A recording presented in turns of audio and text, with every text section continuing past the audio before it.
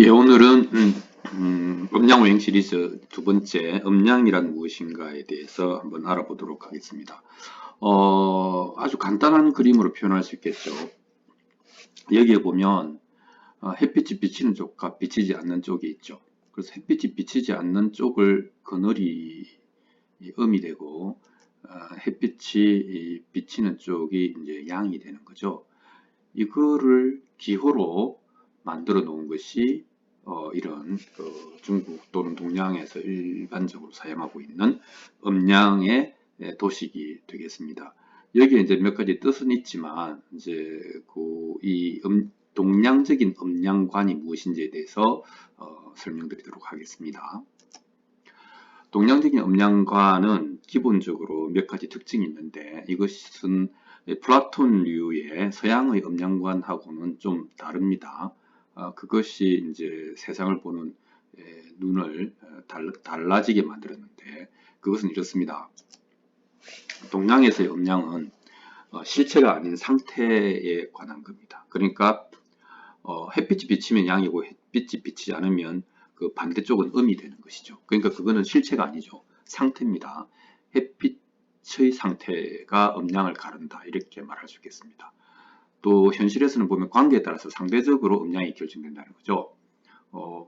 팀장 같은 경우는 윗 상사에 대해서는 임원에 대해서는 음이지만 또 팀원에 대해서는 양이지 않습니까? 그래서 이제 관계에 따라서 달라지고 상대적이다. 실체가 아니다. 상태다. 이것이 이제 음량이 가지고 있는 동양적인 음량관의 가장 중요한 특징 중에 하나가 되겠습니다. 두 번째는 근데 이 음량은 이제 당연히 가만히 있지 않고 유동적이고 또 정확하게는 서로 교차한다 이렇게 됩니다. 그러니까 음이 양이 되고 양이 음이 되고 지금 이게 그 도표가 이렇게 원 안에 또 하나의 두 반원을 연결시켜 놓은 것은 음과 양이 이렇게 유동적일 뿐만 아니라 서로 정확하게 교차한다 이렇게 말을 할 수가 있겠습니다. 그리고 이제 그 교차를 하는데 그 교차는 반드시 원운동을 한다. 그러니까 궁적통, 극적반 이렇게 되는 것이죠. 그러니까 음이 된다면 양이 완전히 없어지는 것이 아니고 양이 가장 성할 때 음이 완전히 없어지는 것이 아니다. 그러니까 극음생일양이라는 표현이 있습니다. 음이 아주 지극히 성할 때 그 가운데 한 줄기의 양의 기운이 생겨난다 이런 뜻입니다. 그러니까 동양적인 의미에서 이제 극적 반은 사실은 이제 순환의 그 뜻이 더 강한 것이죠. 정과 반이 새로운 합으로 나아간다라고 하는 변정법보다는 음과 양이 서로 교대한다, 교차한다 이렇게 이해하는 것이 이제 동양적인 음량관이라고 하겠습니다. 그다음에 또 하나의 음량의 특징은 이제 우리 가열하면 또는 어떤 에너지가 주입되면 그 속에 있는 것이 나온다 하는 것입니다. 예를 들면 이제 오징어와 금을 가지고 보통 비유를 합니다. 오징어가 뭐 물렁물렁하고 뼈대도 없지만은 구우면 오징어를 구우면 오징어가 딱딱해지지 않습니까? 그러니까 겉으로는 음이었는데 가열을 하니까 양이 되더라고요. 또 금이 있다. 그럼 금은 이제 뭐 골드바 같은 건 딱딱하게 고체지 않습니까? 그런데 그거를 이제 가열을 하면 액체가 되어버리죠. 금물이 되어버리죠. 그러니까 양이 음이 되는 것이죠. 그래서 아까 이제 실체가 아닌 상태라고 이야기했지만 어떤 하나의 물체는 어떠한 것은 음과 양의 속성을 사실은 동시에 가지고 있어서 그것에 에너지를 주입하면 다른 속성이 반대적 속성이 나온다. 그렇게 해서 한 그 물체의 음과 양의 속성을 안으로 밖으로 함께 갖고 있어서 그것이 합해지면 중화가 된다. 이렇게 말을 할 수가 있겠습니다. 또 하나는 이게 이제 굉장히 중요한 철학적인 측면이 있는 것인데 동양에서의 음양의 사상은 음이 좋고 양이 나쁘다거나 양이 좋고 음이 나쁘다거나 하는 그런 판단하는 또는 기준, 평가 이런 건 아닙니다. 합해서 하나를 이룬다.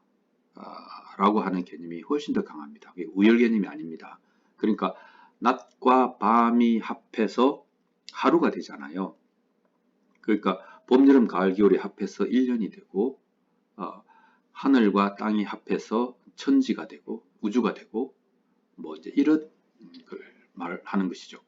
그래서 남자와 여자가 합해서 뭐 부모가 되고 뭐 이런 그 두 가지보다 더 큰 원을 원이라고 하는 어떤 이름을 가지고 있습니다. 그래서 이것은 그 합해서 하나를 이룬다는 개념이고 서로 대립하는 개념은 아니다 이렇게 이야기하시겠습니다. 그렇기 때문에 음양은 각자의 미덕을 갖고 있습니다. 음은 음의 덕을 갖고 있고 양은 양의 덕을 갖고 있습니다. 예를 들면 우리는 인간의 문명이라고 하는 것은 전기불을 밝혀서 밤을 몰아내는 문명이긴 하지만 최근에 밝혀진 것에 의하면 잠을 잘 자야 되는 거 아닙니까? 정신적으로도 그렇고 육체적으로도 그렇고 건강에 숙면은 굉장히 중요하죠. 그래서 음을 양이 없는 상태가 아니라 그 자체로 굉장히 필요한 것이다 하는 이제 생각을 이제 하게 될 수 있습니다. 그래서 음은 음의 미덕, 양은 양의 미덕을 가지고 있다. 서로는 각자의 덕을 가지고 있다. 이렇게 이야기할 수 있겠습니다. 그래서 동양에서 음양 사상은 사물의 구성 원리에 더 가깝고 대립이나 우열 관계는 아니다. 이렇게 보도록 하겠습니다. 그리고 고정되어 있는 것도 아니고 그것은 늘 교차하고 변하는 것이다. 이렇게 이야기할 수 있겠습니다. 이런 동양적인 이제 음양관에 비해서 서양적인 음양관은 좀 비교가 됩니다. 주로 플라톤의 이제 음양관. 이제 플라톤은 기본적으로 그 밝음과 어두움을 대립을 시켰죠. 선과 악, 죄와 벌. 이거 좀 긴장이 감돌죠. 음양은 조화를 중시하고 서양에서 말하는 음양은 대립과 투쟁을 중시하죠. 그래서 악을 멸하고 선을 내세우고 어둠을 물리치고 밝음을 쫓고 이런 이제 그 승리, 우위 이것을 이야기합니다. 그래서 대립과 투쟁, 우열과 배제라고 하는 관점에서 음양을 바라보는 것이죠. 물론 이제 이 두 관점 다 유용하고 의미가 있다고 보겠지만 동양에서의 음양 관점은 서양의 대립적 관점보다는 훨씬 더 유연하고 그리고 좀 창조적이고 그리고 서로를 인정하는 그런 의미의 음양관이라고 하겠습니다. 오늘은 음양에 대해서 말씀을 드렸습니다. 감사합니다.